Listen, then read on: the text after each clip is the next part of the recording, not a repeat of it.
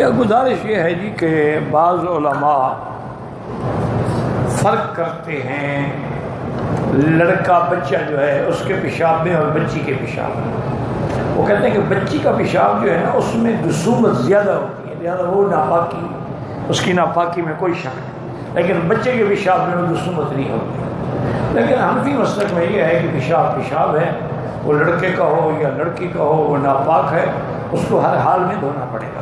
اب بچے کا پیشاب ہے، بچی کا پیشاب ہے، کوئی پیشاب ہے تو پلید نا،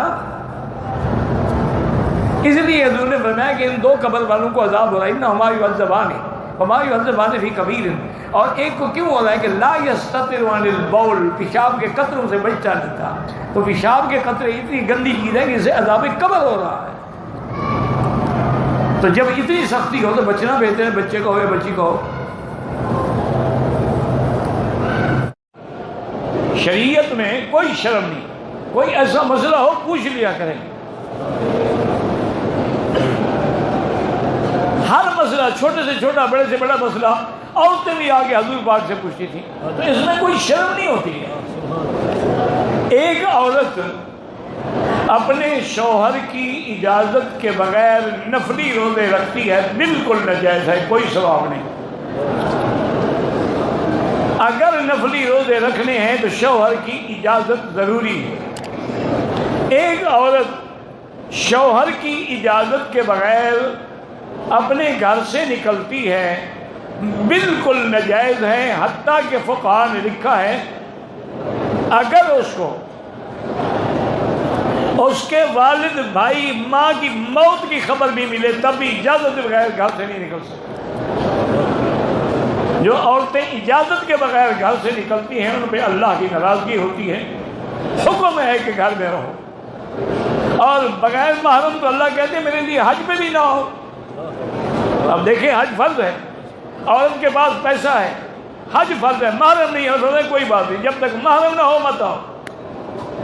تو بہرحال عورتوں کو بھی اپنے خامد کی اطاعت کرنی چاہیے، اور خامد کو بھی اپنی عورتوں سے محبت اور الفت کا معاملہ کرنا چاہیے۔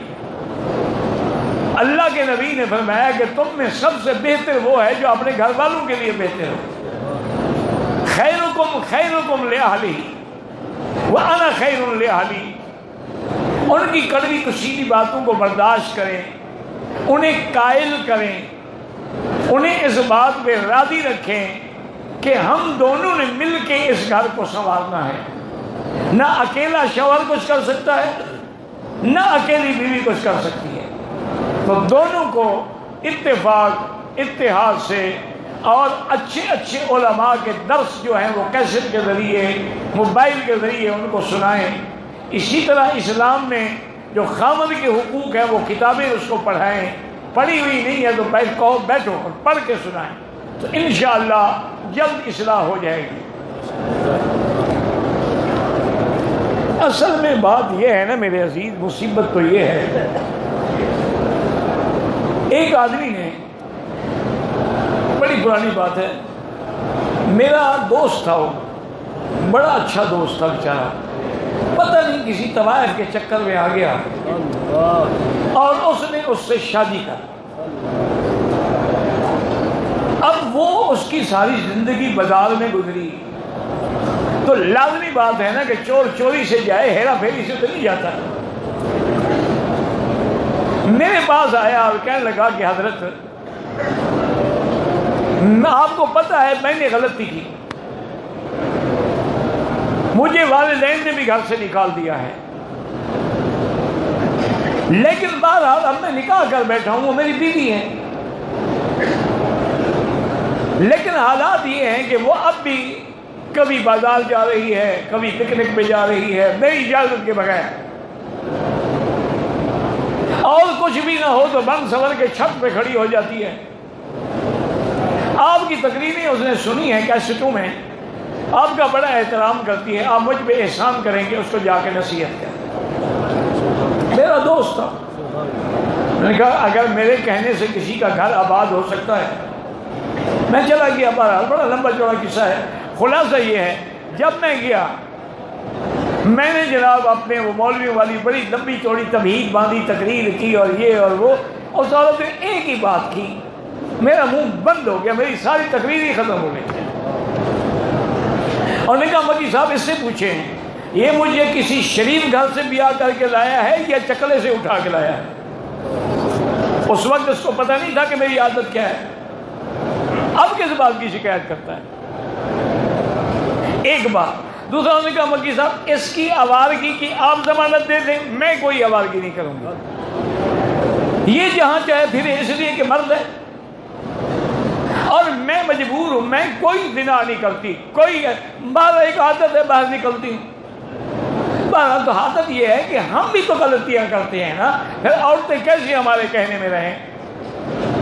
کیونکہ قاعدہ ہے الطیبات للطیبین والطیبون للطیبات، پاکیزہ عورتیں پاکیزہ مردوں کے لیے اور پاکیزہ مرد پاکیزہ عورتوں کے لیے. الخبیثات للخبیثین والخبیثون للخبیثات، یہ تو قرآن کا مسئلہ ہے. اس لیے آپ کوشش کریں اس کی اصلاح کی، اور اصلاح نرمی سے ہوتی ہے. میرے آقا نے فرمایا عورت کو زبردستی اتنا نہ مارو کہ ٹوٹ جائے، کیونکہ یہ ٹیڑھی پسلی سے بنی ہے، کچھ بھی ہو جائے اس میں ٹیڑھا پن تو رہے گا، گزارا کرو.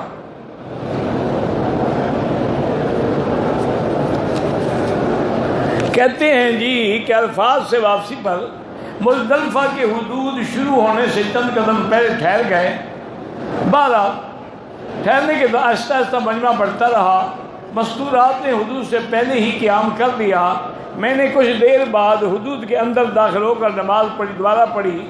تقریباً آدھا گھنٹہ آرام کر کے دوبارہ حدود سے باہر آ کر مستورات نے قیام کیا. ہم دوسرے بھائی اس بات کی تقریر چھوڑو، آپ نے کیا کیا انہیں کیا کیا. مزدلفہ میں آپ گئے بھی ہیں کہ نہیں گئے؟ چلو نماز آپ نے کہیں پڑھ لی. صبح کی نماز آپ نے کہاں پڑھی ہے؟ 10 تاریخ کی صبح کی نماز آپ نے مزدلفہ میں پڑھی ہے، یا وہ بھی مزدلفہ میں نہیں پڑھی تو دم پڑ گئی ہر بندے پہ، مرد ہو یا عورت ہو، کیونکہ اس کا معنی یہ ہے کہ وقوف نہیں کیا. اچھا آپ حدود کے باہر تھے، لیکن آتے ہوئے صبح کی نماز کے بعد مزدلفہ سے گزر گئے، پھر بھی دم نہیں ہے. آپ نے رات تو باہر گزار دی، لیکن آخر صبح کو کہیں ملا جائیں گے کہ نہیں جائیں گے؟ تو اگر آپ مزدلفہ سے گزرے ہیں تو انشاءاللہ کوئی دم نہیں.